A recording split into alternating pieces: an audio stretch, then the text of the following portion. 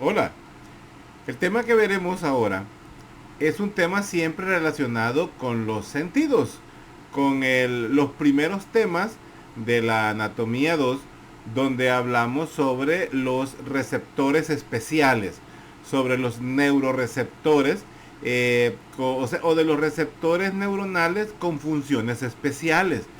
Y en estos pues ya vimos el sentido de la vista, vimos órbita y ojo, ya vimos también hueso temporal y oído. Y ahora toca el tema pues de la cavidad nasal, donde vamos a ver un tercer sentido, que es pues el sentido del olfato. Entonces pero vamos a ver siempre que en la cavidad nasal, así como hemos visto en los temas anteriores, los pares craneales como tal se involucran en la inervación de áreas que posiblemente no les competen, no les corresponden, pero tienen una influencia debido a los componentes ya sea sensitivos o ya sean motores. Entonces, vamos a hablar siempre pues de un nervio facial, de un nervio trigémino, que colaboran de una u otra forma en la inervación de la cavidad nasal. Pero principalmente vamos a hablar de el nervio olfatorio. Vamos a ver cómo la cavidad nasal pues tiene una subdivisión presentando una área respiratoria y una área donde se da la función especial que es la olfacción, o sea, la capacidad de percibir olores, como hay receptores especiales, partículas, son prácticamente proteínas las que se perciben y las que las captan también y las llevan hacia las terminaciones, hacia las dendritas, hacia los receptores, perdón, olfatorios, y a través de un bulbo olfatorio pues se lleva la información directamente a los centros de la olfacción, pues que se encargan de determinar qué es lo que estamos oliendo, cómo se da cómo se da el proceso de la olfacción, cómo se da la discriminación de los olores. Eso ya es un proceso histológico que lo veríamos directamente en histología.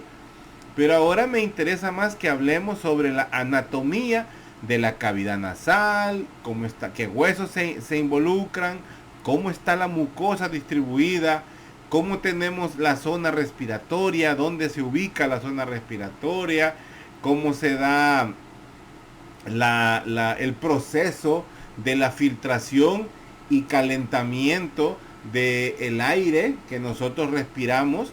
Y bueno, de eso trata esta clase. Así es que comencemos a verla.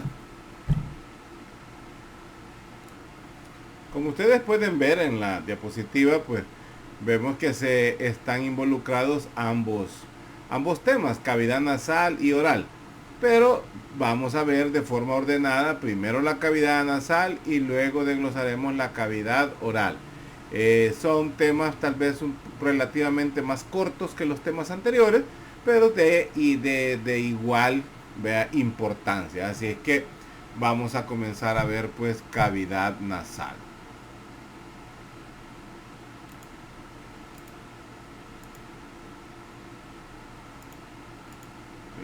Permítame. Ok. Entonces vamos a ver pues que la cavidad nasal viene a ser pues la primera parte, es la primera porción del sistema respiratorio.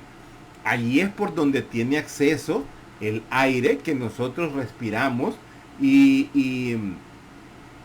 o mejor dicho, es la zona donde comienza el proceso de la respiración. Vamos a ver que esa zona específicamente de la cavidad nasal presenta una mucosa especial.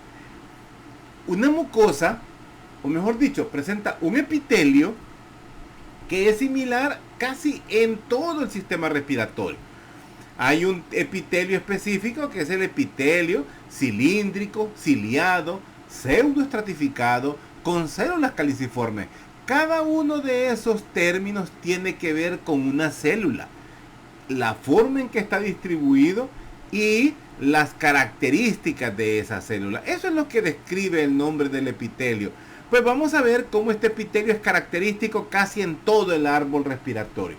Entonces, pero además presenta una mucosa. Mucosa o un tejido mucoso que es la capa, digamos, más externa y que gracias a unas células específicas que encontramos en el epitelio respiratorio, pues ellas están produciendo moco, componente específico y especial que presenta la cavidad nasal, que le sirve de protección y a la vez de lubricante. Entonces, vamos a ver pues que las mucosas como tal, porque tenemos mucosa intestinal, mucosa respiratoria, mucosa vaginal, todas estas mucosas se caracterizan por ser tejidos que casi siempre, o mejor dicho, siempre están húmedos. Son tejidos que siempre están bañados por secreciones. Y estas secreciones pues son gracias a esas células que están involucradas en los epitelios.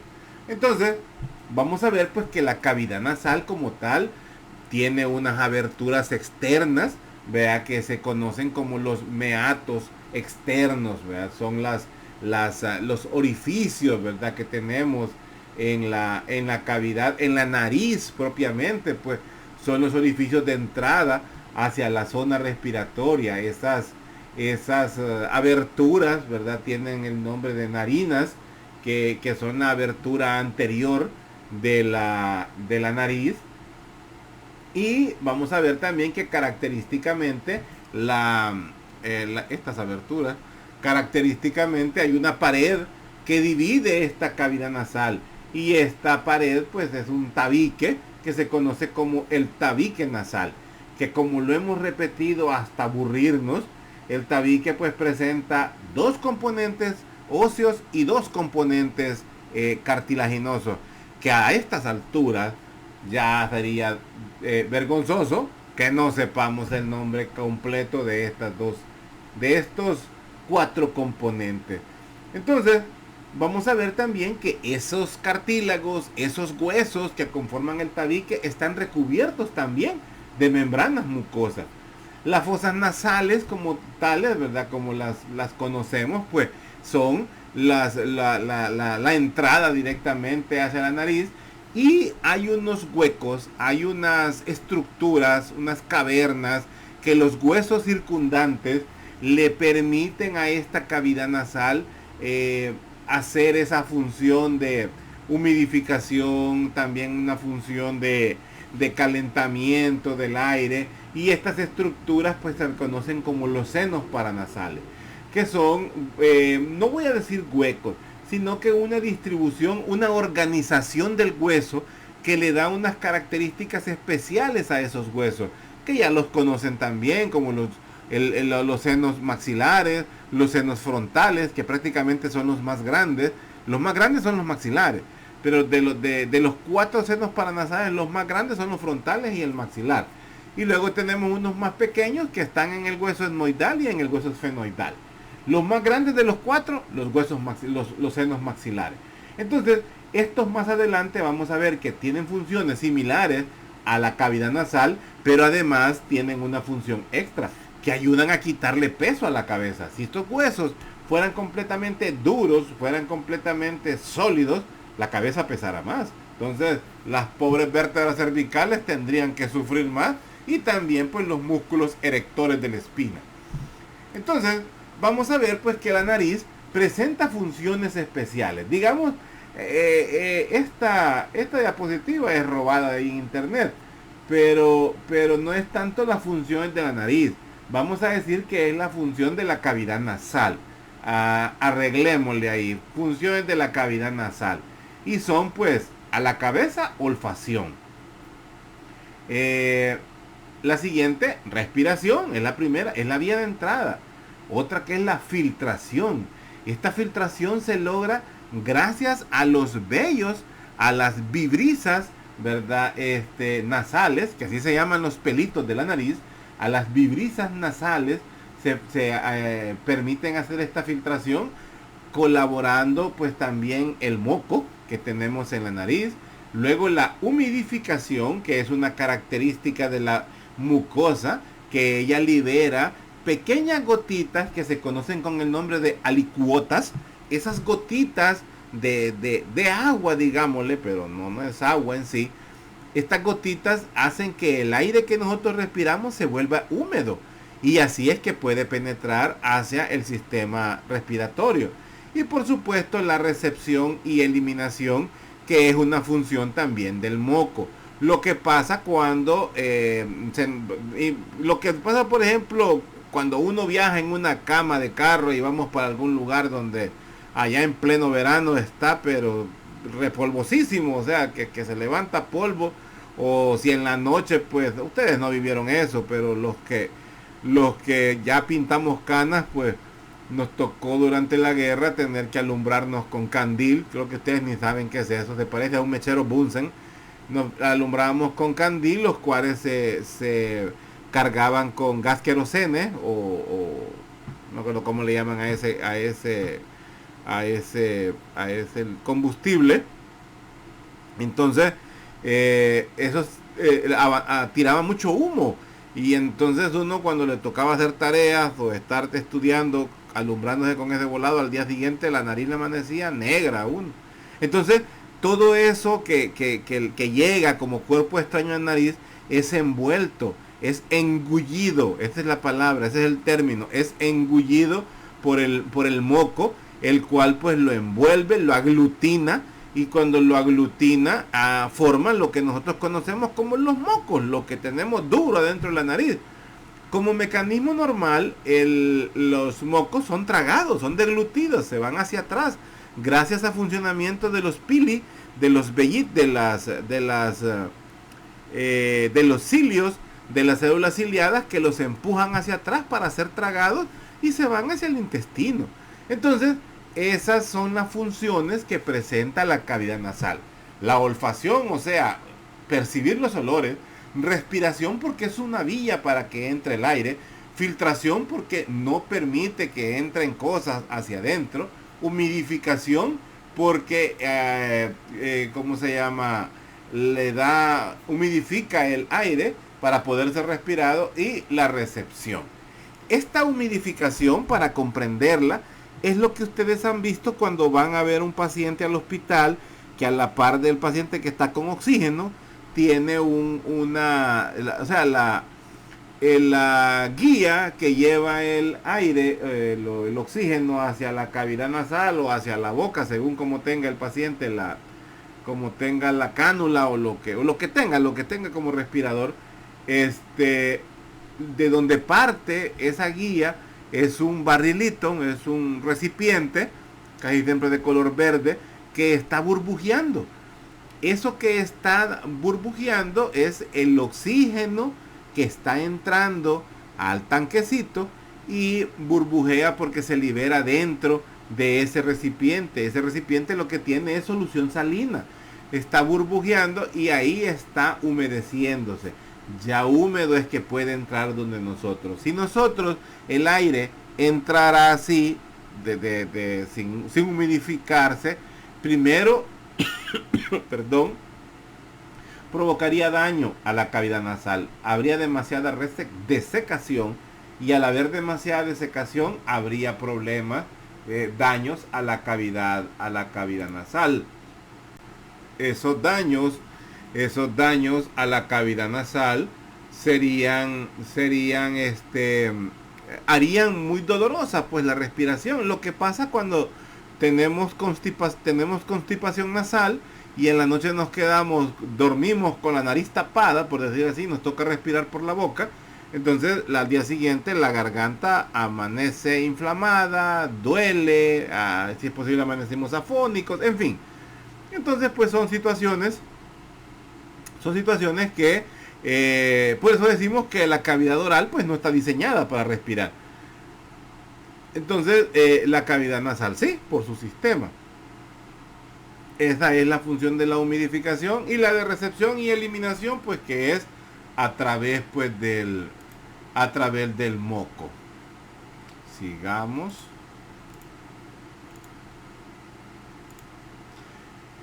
Entonces, hablemos de la nariz como tal. La nariz pues está compuesta por un dorso, el dorso de la nariz, que es todo esto, Esto, lo que vemos nosotros, es lo que se le conoce como el dorso de la nariz, la cual pues limita con la raíz de la nariz. Esto es la raíz de la nariz. A esta zona también se le conoce como el puente. Y desde la raíz, todo esto que es el dorso, hasta llegar a la punta de la nariz, que se conoce como el vértice. Luego, esta entrada de aquí, esta entrada de acá, inmediatamente después de las narinas, tenemos un ensanchamiento en la nariz. Es lo que hace el borde o las alas de la nariz, que dibuja el alas de la nariz. Aquí adentro hay un ensanchamiento. A eso se le conoce como el vestíbulo nasal. Como dice ahí, pues está limitado lateralmente por las alas de la nariz y medialmente pues por la porción del septum. El septum es lo mismo que el tabique nasal. Entonces, estas son las partes de la nariz. Tomemos en cuenta que todo esto es cartílago. Aquí no existe hueso para nada. El hueso que encontramos en la nariz solo son los huesos nasales que encontramos aquí. Estos de aquí son los huesos nasales que corresponden a la zona del puente. Es donde los cartílagos hacen una amalgama, hacen una fusión con el hueso, y ahí es donde comienza pues propiamente la nariz. Esa zona que coincide más arriba en la unión de los huesos nasales con el hueso frontal, con aquella zona, si se recuerdan, que se llama nasion. Entonces, esta es la estructura externa de la nariz. Ahora, si nos vamos al interior, ya veríamos que tenemos esta estructura, donde me interesa que veamos las regiones nasales. Vamos a ver pues que realmente son cavidades. Es una cavidad subdividida por el tabique en dos pequeñas cavidades. Cavidades que tienen una abertura al frente, que se llaman las narinas o nares, puede salir en otra literatura, y que se comunican por detrás con la nasofaringe a través de las coanas. Entonces, vamos a ver pues que la región anterior de esta cavidad es prácticamente la nariz propiamente, y luego pues hacia atrás lo que está delimitado pues a los lados, en las porciones laterales por los cornetes, y en la porción medial pues por el tabique. Me interesa que veamos que la cavidad nasal presenta un techo que, si nos recordamos qué hueso encontramos acá, yo espero que se acuerden que tenemos el etmoides en esta zona de acá. Tenemos un techo, tenemos las paredes laterales, estas de acá.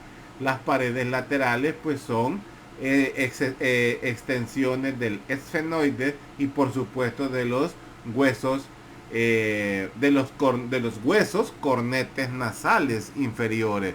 Y pues también tenemos una base que está constituida por las láminas horizontales del hueso maxilar y los huesos palatinos, conformando el paladar duro. Además, ya viendo las paredes laterales, vamos a ver pues los cornetes.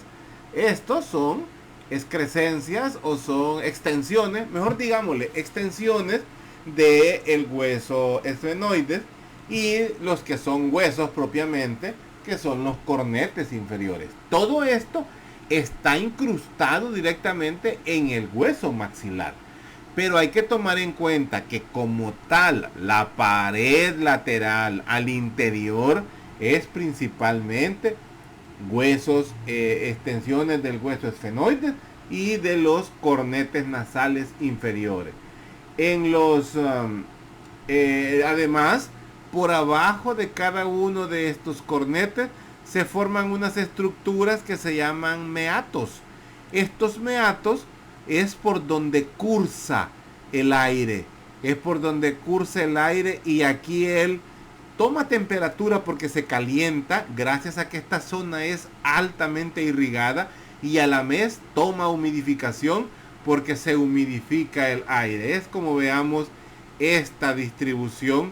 Ellos funcionan tal si fueran turbinas. No sé si alguna vez han visto cómo funcionan las turbinas de las represas. Pues digamos que así funcionan estas. Nada más que el aire aquí no mueve nada. Pero el aire sí pues se distribuye pues de esta zona.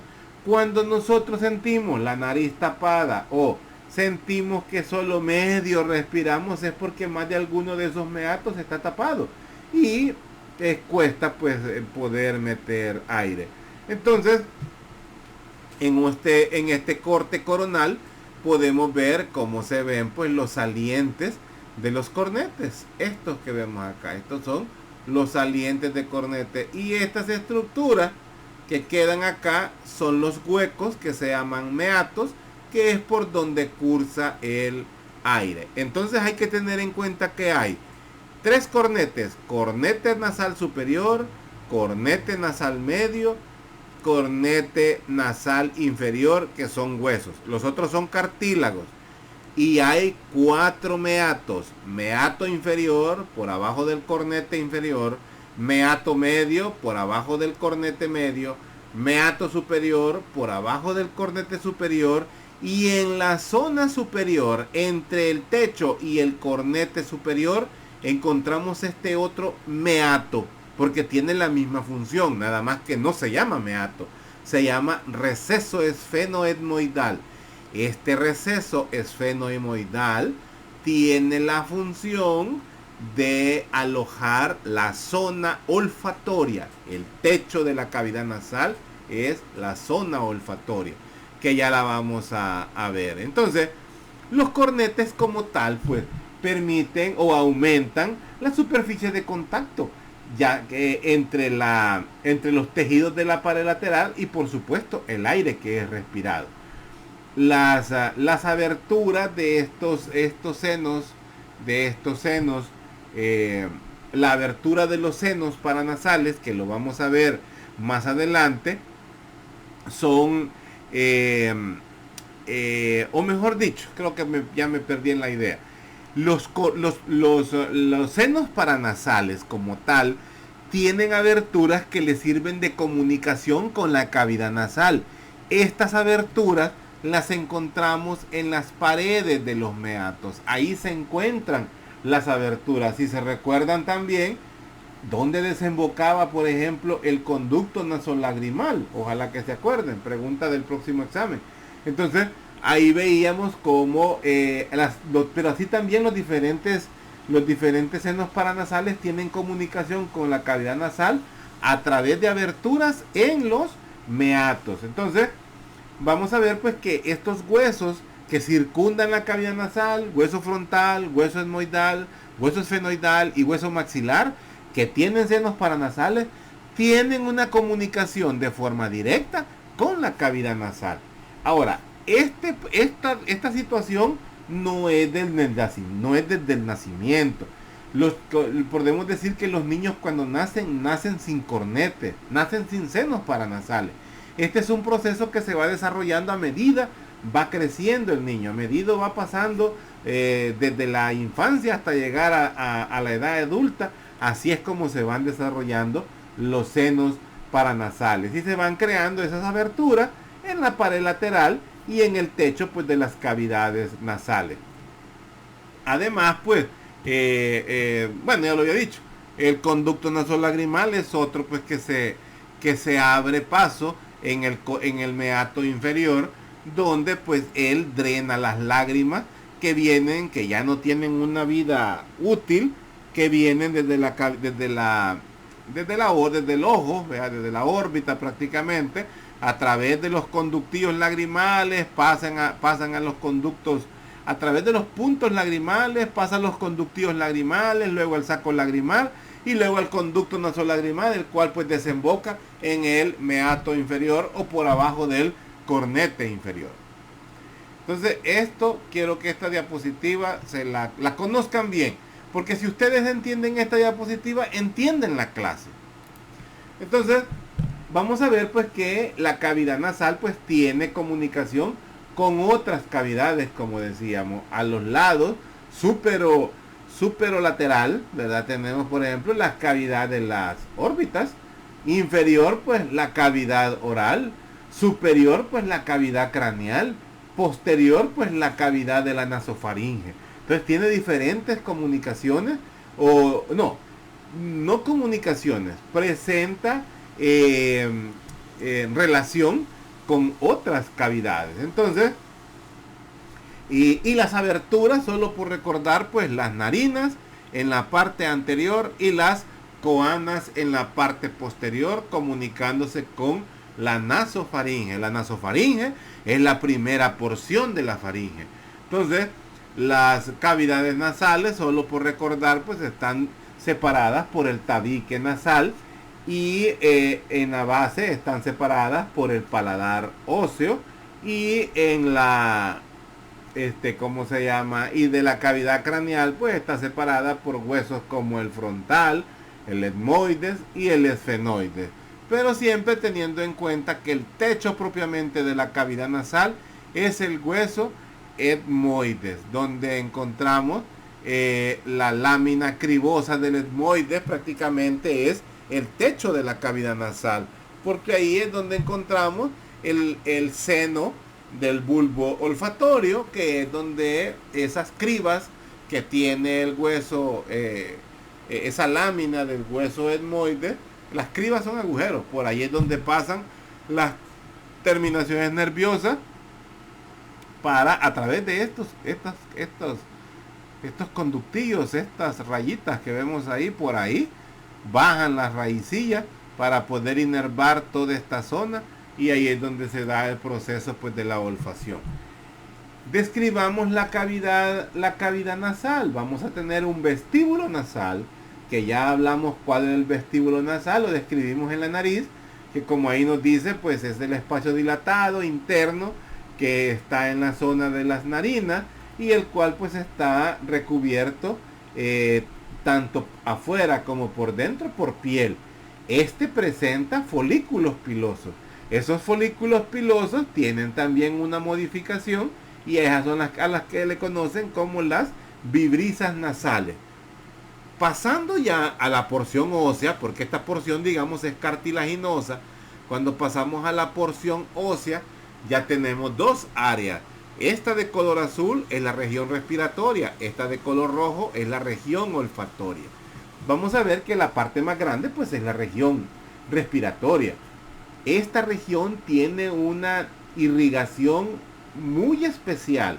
Es más, hasta hay una organización muy característica, que la anastomosis de todas las arterias que irrigan la cavidad nasal hacen una anastomosis, valga la redundancia, muy especial, que se conoce como el plexo de Kieselbach. Esa, apréndanselo, creo que ya lo vimos.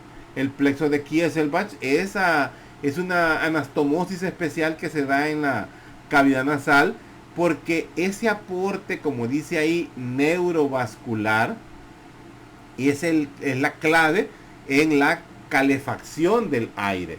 Eso crea calor en la cavidad nasal, y ese calor es el que se transmite al oxígeno.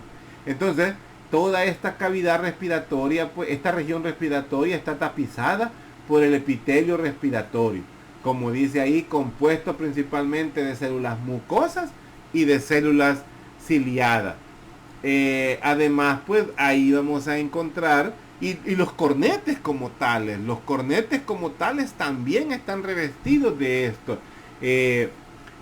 Vamos a encontrar pues que todas las células mucosas, células ciliadas, relacionadas con la aglutinación de las partículas externas, pues ayudan a atrapar y eliminar todas esas partículas que filtran, o mejor dicho, ellas filtran el aire, y todo eso pues queda en esa zona, y en la zona tanto del vestíbulo como, y más principalmente en el vestíbulo, donde las capturan, digamos, a esos cuerpos extraños y las envuelven, las engullen en un moco abundante. Cuando las estructuras son demasiado grandes o los cuerpos extraños son demasiado grandes o demasiado irritativos, o podríamos decir cuando el moco falla en lograr atrapar esto, esa tanto irrigación y esa inervación en la zona de la cavidad nasal provoca el reflejo del estornudo, vea, de estornudar, porque el reflejo del estornudo, al igual que el reflejo de la tos, son reflejos de defensa. El reflejo del estornudo lo que busca es sacar, expulsar ese cuerpo extraño que posiblemente el moco no lo ha logrado controlar. Entonces es una forma de mecánica de expulsar esos patógenos o ese cuerpo extraño que ha llegado a la nariz. Hay también componentes químicos que tienen la capacidad de desarrollar el estornudo, como la pimienta, por ejemplo. Entonces, esa es la función que encontramos en la cavidad nasal, o mejor dicho, le damos una explicación a ese aporte neurovascular. Ese aporte neurovascular es el que le ayuda con los reflejos. Eso ya son sistema nervioso simpático, perdón. Entonces, el moco, cuando ya engloba, aglutina un cuerpo extraño, pues busca hacia atrás, o sea, los mismos cilios lo empujan hacia atrás para que pues sea tragado. Son los cilios de las células epiteliales, van a hacer que termine siendo tragado. Y pasamos a la región olfatoria, que como vemos es prácticamente un 20%, podríamos decir, de toda la cavidad nasal, si no es que es menos, que se encuentra pues en la parte superior, en el extremo superior, y no está revestido de epitelio respiratorio.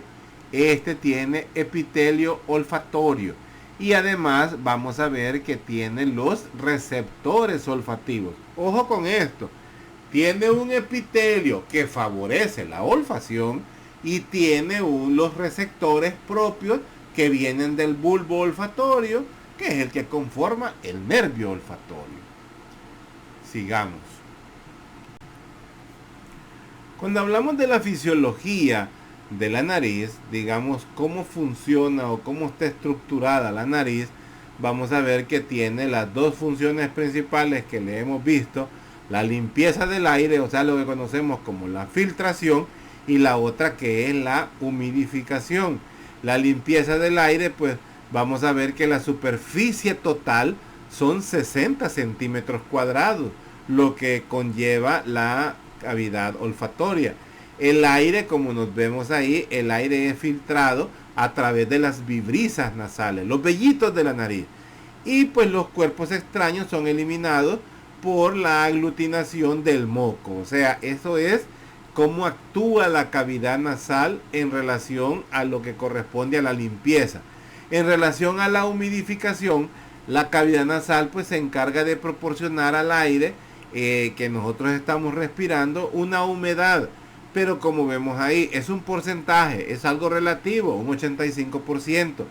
¿Quiénes participan en todo esto? Toda la cavidad nasal, pero también los cornetes actúan de forma activa, porque los cornetes son los que crean las turbinas o los pasos especiales para que el aire pues pase por esa zona, pase por casi unos tubos, unas cavernas, y ahí es donde se humidifica y a la vez se le impregna calor al aire que es inspirado. La humidificación es gracias al epitelio, a la mucosa, y el calor o la temperatura es gracias a la alta irrigación que hay en la zona de la cavidad nasal. Por eso no es extraño que cuando sufrimos un trauma que conlleva una zona de la cavidad nasal, el sangramiento es profuso, y es por esto, es porque es una zona altamente irrigada. Vamos a ver pues que durante la inspiración también pues se le agrega el aire.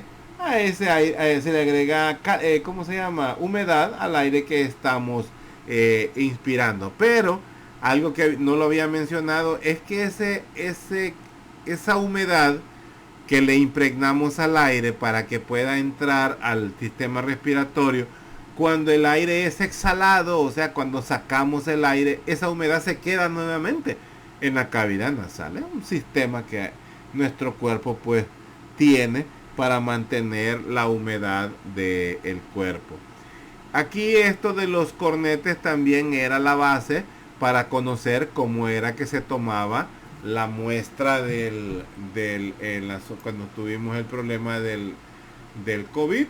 La muestra la tomaban a veces, se introducía el hisopo, aunque le poníamos la cabeza de atrás al paciente, introducíamos el hisopo en línea recta.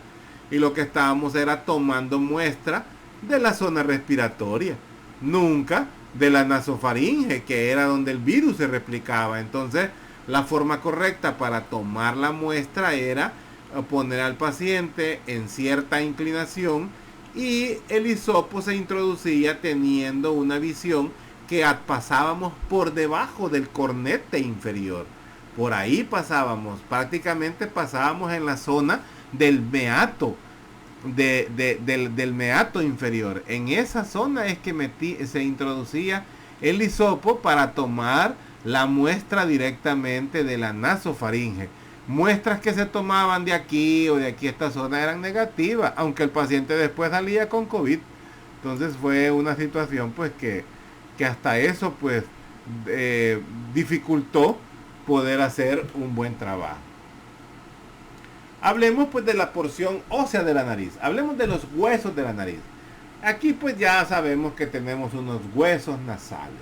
Los huesos nasales, huesos pares que encontrábamos aquí, pero también encontrábamos algunas estructuras que vemos en esta zona que vienen a ser como unas espinas, como vemos acá, que son las apófisis frontal del maxilar. Estas que vemos acá. Estas forman parte del esqueleto o de la estructura que le da fijeza a los huesos nasales y a la nariz, por supuesto.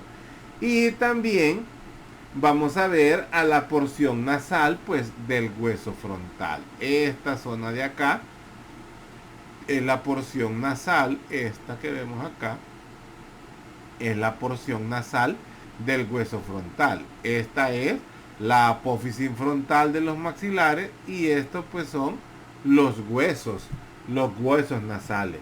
Entonces vamos a ver que esta estructura ósea, pues no, esta estructura en sí ósea no solo es por estos huesos, sino que también tiene que ver por los cartílagos.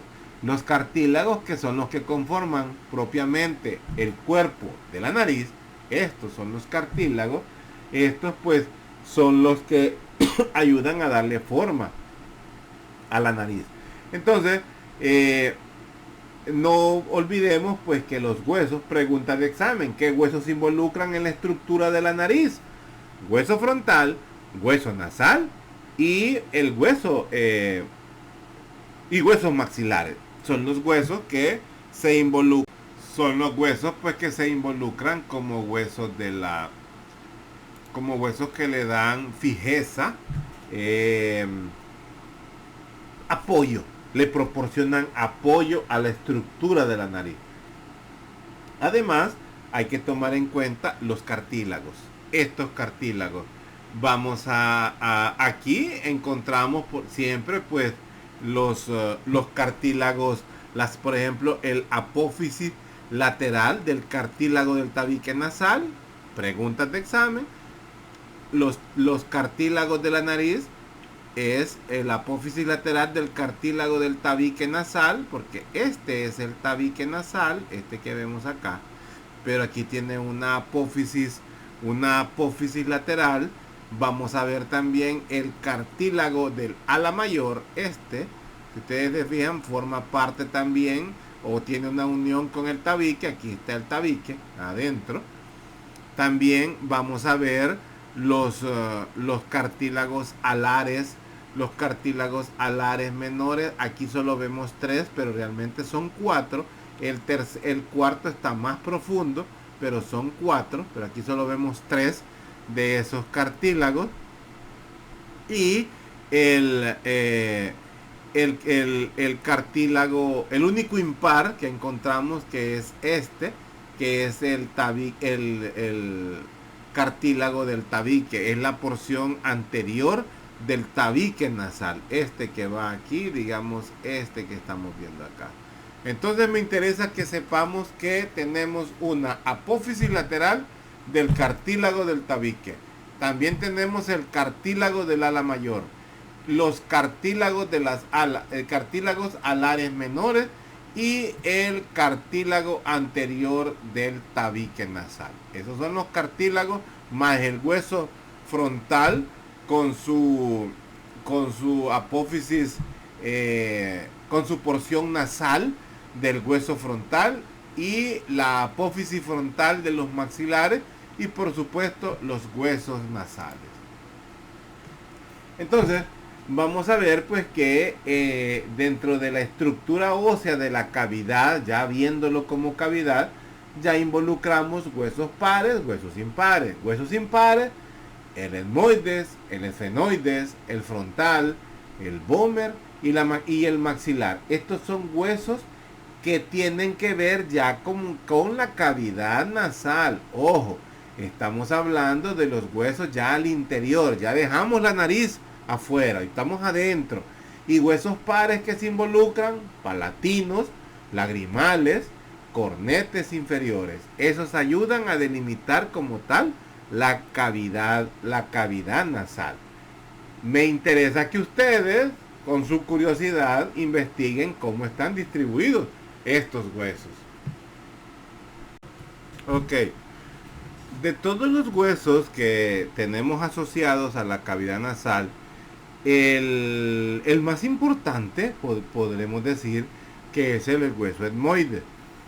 Quiero aclarar algo porque no sé si se me ha ido, se me fue creo que se me ha ido, ahorita que estoy viendo esta diapositiva, que he estado diciendo que los cornetes nasales superiores y medios pues son extensiones del esfenoide. Quiero que ¿cómo se dice? Quiero corregir esa situación, por si lo dije, porque ahorita me entró una laguna mental. El hueso que se encarga de todo esto pues es el hueso etmoide. El hueso etmoide, para que lo veamos mejor cómo está, así está distribuido el etmoide. Entonces, formando parte de la cavidad orbital, como lo vimos en la clase anterior, formando parte de la cavidad orbital y formando parte de la cavidad nasal. De él dependen los cornetes nasales superiores, medios y los inferiores, pues que son huesos. Estos ya son huesos. Entonces, estas zonas que quedan por abajo son donde encontramos pues los meatos. Aquí vemos por ejemplo la comunicación del seno maxilar a través del meato inferior. Vemos aquí y así vamos a ver los demás, pero ahorita para que esta diapositiva es clave para entender. Entonces vamos a ver que el hueso etmoides, este es el hueso etmoides, así. Aquí está la lámina cribosa del etmoides, donde se alojan los senos, el bulbo olfatorio y luego pues las partes laterales del que forman parte del cuerpo del etmoide, donde estos laberintos que encontramos al interior son los que forman parte o son los que conforman el seno paranasal del hueso etmoide. Entonces vemos aquí la lámina perpendicular del etmoide que ayuda a conformar el tabique nasal, la lámina Cristagalli, que si se recuerdan servía para anclar la O del cerebro, y pues los diferentes cornetes superior y medio, porque el inferior ya dijimos que es un hueso. Estas zonas son las comunicaciones del hueso etmoides, o mejor dicho, donde el seno paranasal etmoidal tiene pues una comunicación hacia el seno frontal, y así es como él puede drenar el seno frontal, drena directamente en el seno en la cavidad nasal, y también a través del infundíbulo tiene una comunicación por abajo del seno del meato, mejor dicho, en el meato inferior. Entonces, este es en sí el hueso etmoidal. Entonces, ayuda prácticamente a formar techo, ayuda a formar el techo, ayuda a formar la pared lateral, esta es la pared lateral, ayuda en la pared medial prácticamente, pues él junto al vómer, que son huesos, y los cartílagos, no, él que es cartílago, vea la lámina perpendicular del etmoide, que es el hueso, el cartílago sectal, el cartílago vómero-nasal y el hueso vómer, pues conforman el tabique nasal. Y vamos a ver pues que este hueso pues tiene mucha importancia, injerencia en la conformación de la cavidad nasal. Entonces vamos a ver pues que además presenta algunas articulaciones que son importantes tomar en cuenta, como en la parte posterior él se va a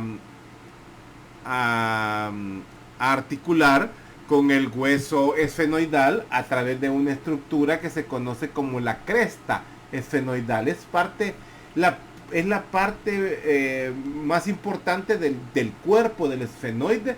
Es la parte con la que él se articula en la zona posterior. En la zona anterior, el hueso etmoides, pues se articula en la parte interna. El hueso frontal presenta una espina y esa se llama espina nasal. Ahí se articula él con el hueso frontal. Eso ayuda también a hacer un refuerzo interno de la articulación de los huesos nasales. Entonces vemos como en la articulación de los huesos nasales con el hueso frontal encontramos una zona que se llama nasion por fuera, pero por dentro encontramos una espina nasal, pero es una espina nasal del frontal. Esa sirve para hacer cuerpo con el hueso etmoide. Y en la parte inferior, pues, a través de la lámina perpendicular hace cuerpo, pues, o mejor dicho, forma parte hace la mayor parte de la estructura que conforma el tabique nasal. Entonces él posteriormente tiene una articulación pues con el hueso vómer. Entonces son articulaciones del hueso etmoides. Tiene con el hueso esfenoides, tiene con el hueso frontal y tiene con el hueso vómer. Esas son las tres articulaciones óseas que presenta el hueso etmoide. Sigamos. Entonces vamos a ver que la cavidad nasal pues presenta límites. El límite superior o el techo que se divide en frontonasal, etmoidal y esfenoidal. Ese es el techo. Frontonasal porque es la parte más anterior. La parte media es la parte etmoidal y la parte posterior es esfenoidal. Imaginémonos diferentes estaciones de adelante hacia atrás. La parte más anterior, que corresponde a la zona donde encontramos la espina nasal del hueso frontal, es la zona frontonasal, porque tiene contacto con los huesos nasales y con el hueso frontal. Y por supuesto, la parte anterior del hueso etmoide, esa es en el techo, la parte frontonasal. Luego tenemos la etmoidal en la parte media y en la parte posterior la esfenoidal. Si nos vamos hacia abajo, vamos a encontrar el suelo de la cavidad nasal, y ahí lo que vamos a encontrar son la apófisis palatina del maxilar y la lámina horizontal del hueso palatino. Eso mismo es lo que conforma el paladar óseo o paladar duro.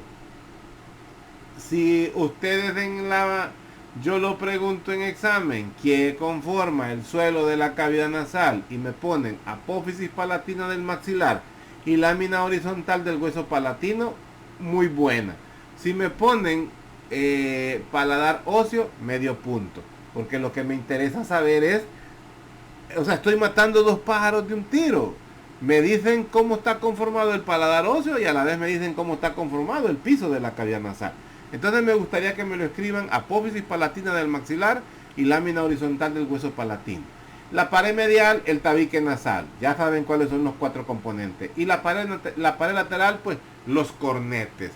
Eso es lo que conforman los límites de la cavidad nasal. Entonces, cuando vamos a ver esto que está acá, es la cavidad nasal, es esto. Vamos a ver los recesos etmoidales, el meato superior, el meato medio, el meato inferior, cornete inferior, cornete medio, cornete inferior. Pero me interesa que conozcamos aquí, por ejemplo, los senos más grandes, los senos paranasales, los senos nasales maxilares. Como dice, pues son en general los senos nasales, pues están relacionados, viéndolo como estructuras funcionales, están relacionados con la fonación, o sea, nos ayudan a articular las palabras.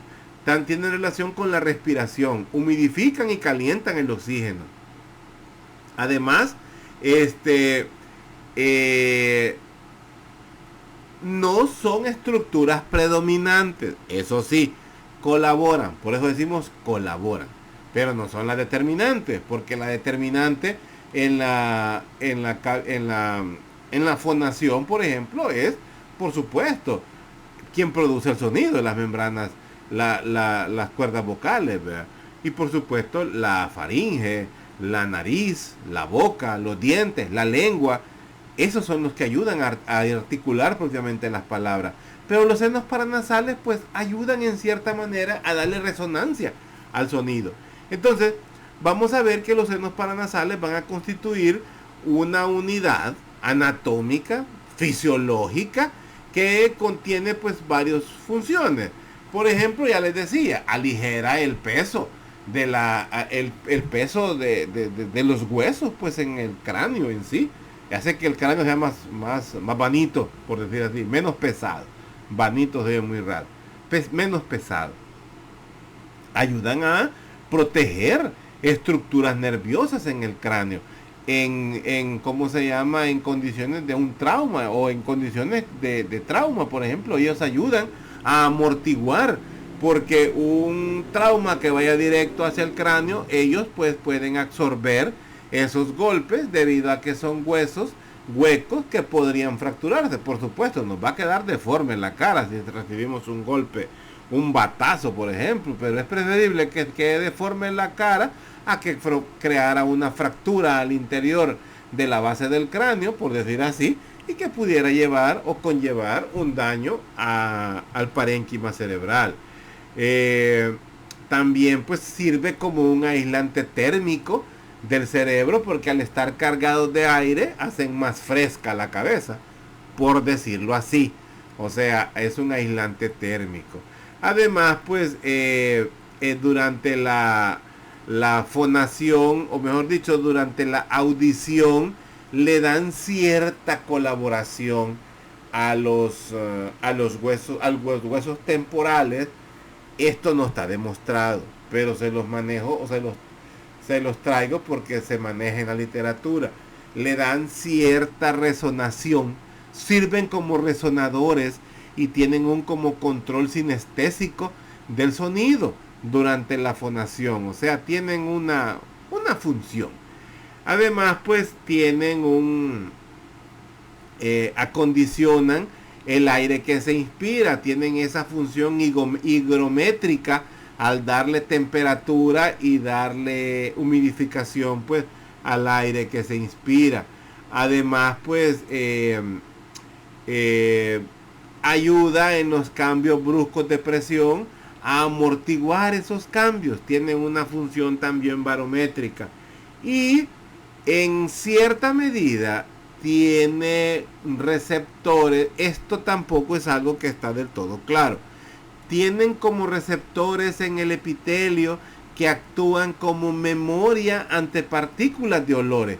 Por decir así, el disco duro en relación a los olores que hemos percibido en la vida tiene dos almacenamientos, uno a nivel del cerebro y otro a este nivel, que nos ayudan a determinar ciertos olores. Como por decir así, no es que ahí se dé la capacidad de generar un estímulo de generar un estímulo o de generar o de percibir, no es percibir, o de asimilar una información, no, sino que lo que logran es, como por decir así, liberar la partícula más característica para poder ayudar a percibir el olor.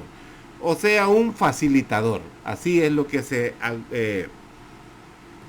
almacena en los senos paranasales. Entonces, esa es la función pues de los senos paranasales. Los cornetes nasales, como ya lo vimos, estos son las paredes laterales de la cavidad nasal. Y como vemos ahí, habla del receso esfenoidal, que nos dice acoge al orificio del seno esfenoidal, el meato superior, donde desembocan los senos etmoidales posteriores, el meato medio, que no tiene nada que desemboque ahí, y el meato inferior, que es el conducto nasolagrimal que se abre en esa zona, y también el meato de los senos maxilares. Entonces, sigamos. Entonces, veámoslo aquí, perdón. Me fui. Ok. Entonces, hablemos de la pared lateral, esto que vemos acá. Vean, la pared lateral, que tiene, pues, como vemos, 3 salientes, que son los cornetes. Estos, pues, dividen en 4 canales aéreos, que son los que vimos. Esta diapositiva es la que le vamos a hacer caso. Vea, meato nasal inferior, que es este. Está el meato nasal inferior, que es lo que vemos acá. Está entre el cornete nasal inferior y el piso de la cavidad nasal. El meato nasal medio, que es el que tiene relación con el seno paranasal maxilar. Yo les decía que no tiene ninguno, y sí, es el más grande, desemboca acá. El meato nasal medio entre el cornete medio y el cornete inferior. El meato nasal superior entre el cornete medio y el cornete superior, y el receso esfenoetmoidal entre el cornete superior y el techo de la cavidad nasal. Entonces vamos a ver pues que estas estructuras que quedan por debajo de los cornetes, eso es a lo que se le conoce con el nombre de meatos. Aquí vemos la zona del bulbo olfatorio y esta es la zona olfatoria. Entonces vamos a ver pues cómo también en el cornete nasal inferior desembocaba, en el meato nasal inferior, pues desembocaba el conducto nasolagrimal. Entonces este conducto nasolagrimal, recordamos, pues es el que drena las lágrimas desde el ojo hacia la cavidad nasal y desemboca en el meato inferior, ya en la fosa nasal. Además hay una membrana en esta zona que se llama la membrana de Hafner, que actúa como un esfínter que no permite que nada de la cavidad nasal suba hacia la órbita, hacia el ojo. Solo el paso es de arriba hacia abajo. Membrana de Hafner, así se llama. Membrana de Hafner. Esto que vemos acá estas son visiones con el laringoscopio, que nos ayuda a ver, bueno, también un otoftalmolaringoscopio, nos puede ayudar a ver estas estructuras. Esto que vemos acá es un cornete. Esto que vemos acá, este es un meato, esto es un cornete, esto que estamos viendo acá. Entonces podemos ver, por ejemplo es el inferior, este es el que es hueso. Esto que vemos, que vemos por aquí abajo, es el meato inferior. Esto que vemos acá es el meato medio. El detalle de estos es que a veces se pueden crear estas estructuras. Estas estructuras se llaman pólipos. Son crecimientos, son abultamientos, se pueden considerar como tumores de de la cavidad nasal, de la misma mucosa. En algunos pueden degenerarse hacia un cáncer. En otros pues solo se mantienen como excrescencias y pueden llegar ¿cómo se llama? A obstruir el paso del aire a través del meato. Entonces, y se pueden infectar y estos crean un mal olor en la cavidad nasal. También pueden provocar un taponamiento de los meatos, de los senos paranasales. Y si provocan un taponamiento, pues estas estructuras que son los senos, este oscuro que vemos acá, este es el seno maxilar, este es el seno esfenoidal que vemos acá. Aquí están los senos frontales, estos que vemos son parte de los esfenoidales. Estos pues pueden llegar a taparse y si se tapan, pues se acumula la mucosidad y también va a provocar mal olor y dolor y sensación pues de dolor, de cefaleas continuas. Entonces esto es lo que vemos acá, son los cornetes. Esto que vemos acá son los cornetes. Aquí los cornetes inferiores, los cornetes medios y esto es el tabique nasal. Aquí vemos deformidades. Estos ya son pólipos. Estos que vemos acá son pólipos al interior de la cavidad nasal. Sigamos. La vascularización, la irrigación de las paredes laterales y medias de la cavidad nasal pues son gracias a la arteria esfenopalatina, rama de la carótida externa. Ojo, arteria esfenopalatina. Y ojo con esto, es la más grande. La esfenopalatina es la más grande. Luego vamos a ver otras, veámoslas por arteria. Las que dependen de la carótida externa son la esfenopalatina, la arteria palatina mayor es otra que depende de la arteria carótida externa. La arteria labial superior es rama de la arteria carótida externa.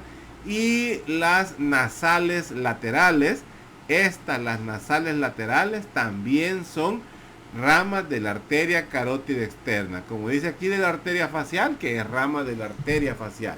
Es todo lo que estamos viendo acá. Las arterias labiales, todas estas se encargan pues de irrigar ¿cómo se llama? La cavidad nasal, la arteria labial superior, esta que vemos acá. Entonces, de la arteria carótida interna, las que dependen son o que irrigan la cavidad nasal son las etmoidales anteriores y posteriores. Las que irrigan, la principal es la esfenopalatina porque es la más grande. Y el resto son estas, ramas de la arteria carótida externa. De la arteria carótida interna son las arterias etmoidales, anteriores y posteriores. Esta irrigación es la que crea esta estructura que conocemos como el plexo de Kieselbach. Es el plexo de Kieselbach, que la importancia es que aquí es donde se da la mayor, o este viene a ser el origen de las epistaxis, o sea, de las hemorragias nasales. El taponamiento que nosotros hacemos en la emergencia cuando nos llega un paciente con una epistaxis es en esa zona donde queremos hacer la hemostasia, donde lo que se hace en la emergencia es desenrollar, o mejor dicho, tomar una